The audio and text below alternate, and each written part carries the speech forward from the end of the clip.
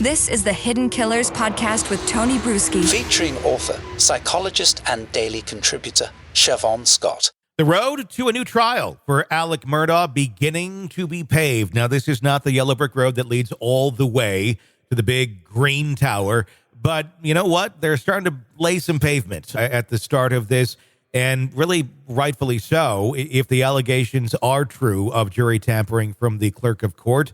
Yeah, Alex Murdaugh is entitled to a new trial, but first it has to go through many hurdles, many different hearings and courts. Where do you think this is going? The fact that we got this needle moved this far now, is this going to be a lot of hurdles for Alex to get where he wants to go, or is this pretty clear path? I get a headache when I think about another trial. Oh my gosh, what a traumatic, awful trial that was for everybody.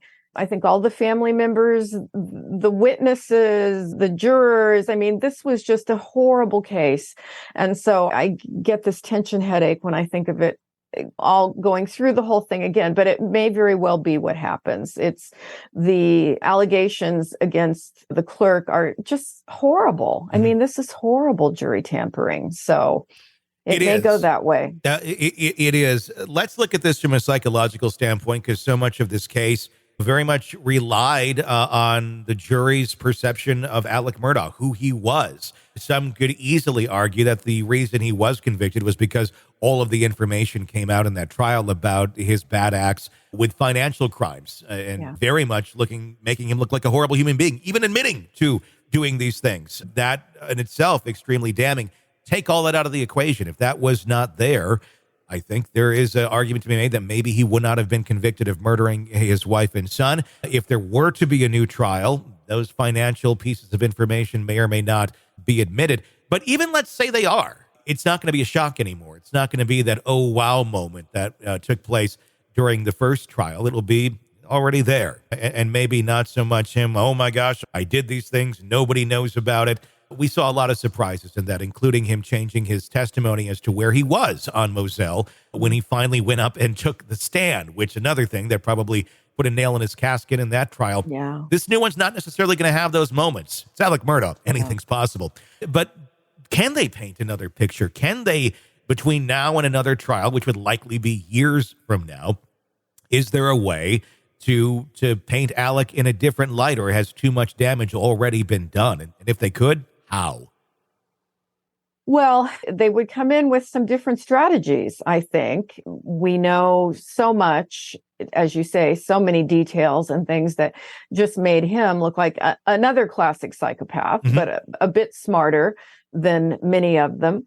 It's hard to say what the strategy would be and how it would be presented in a different light, but there would not be the surprises and that the recording, the audio recording on the phone. I do think that was the nail in the coffin this first time. And if they come in without the lies that they told throughout the first trial, it'll be a very different kind of thing. And I'm sorry if we have to go through it again. Yeah. Maybe that's selfish. I don't want to have to go through it again. It was just awful. It makes you wonder, like, what road they will go down, though. I mean, certainly the video's there. They know it's there. I guess they have a little bit more time, maybe, to try and figure out. Yeah, exactly. They're going to approach that differently. Yeah. And the video certainly puts him there on a timeline that he denied forever. But now he acknowledges being there on that timeline. It's not a shock that he was there anymore. But what happened? Just because he's there on that video still doesn't quite make him a killer. But it certainly would make him aware of something that would have taken place there. Is it too late? Is it not a possibility anymore for a defense of Alex Murdaugh to come out and say, look, he didn't say anything in the first trial because he was fearing for the life of other family members as well, kind of going down the hit theory, if you will. And he had to keep his mouth shut, but now he's going to be brave, and he wants to let you know that he was doing this under duress. Can he take that road anymore? I mean, it seemed like he could have possibly the first round and put some reasonable doubt in there, but certainly didn't go there. Yeah, it's very interesting because I never felt like we got the full story. I've always felt like there are still secrets, there are still missing pieces. And even his surviving son has said that. I don't think we have the whole story of what happened. So in another trial, would the whole story come out? That if so, then it's worth doing. That would be important. Were there other people involved, even if they're people that he owed money to or whatever? It's, again, one of the stranger. We've got a lot of strange cases. This is another strange one. Take a look at his behavior in prison and what we've seen thus far. Very casual, very laid back, very like someone who almost feels like, this is my interpretation, he's waiting for the cell door to open and he could walk back out and go back to Moselle and live his life or whatever he's wanting to do. Practicing law. It doesn't, I mean, I don't know what it actually would look like or what I would expect him to be like in prison, but it's not this. What do you take of his casual, nonchalant, seemingly behavior from behind bars? Is this someone who feels confident and believes that they're going to be exonerated on this at some point in time? Is this someone who is just so narcissistic that he can't see how he's being perceived, or that maybe he believes he didn't even do this, even if he did? Yeah, that's the interesting thing. I obviously can't say, I formally diagnosed him as a psychopath because I haven't seen him. But yeah. I think the evidence is pretty clear that we can say he's certainly got very strong psychopathic tendencies. And people like that, they process reality in a very different way. And there may be ways that he can make this work for him in prison. He may have some status with other inmates. He may have status with guards. He's a person who likes to chat. He likes to talk. He's an extrovert. He's manipulative.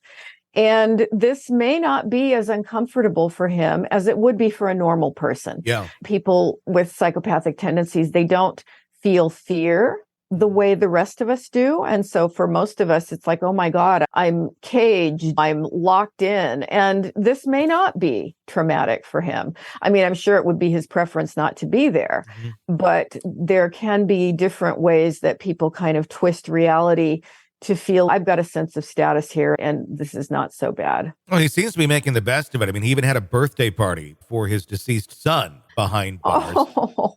I don't even know. I mean, from a psychotherapist standpoint, what the hell is that? That's painful, isn't it? It's in the bizarre category.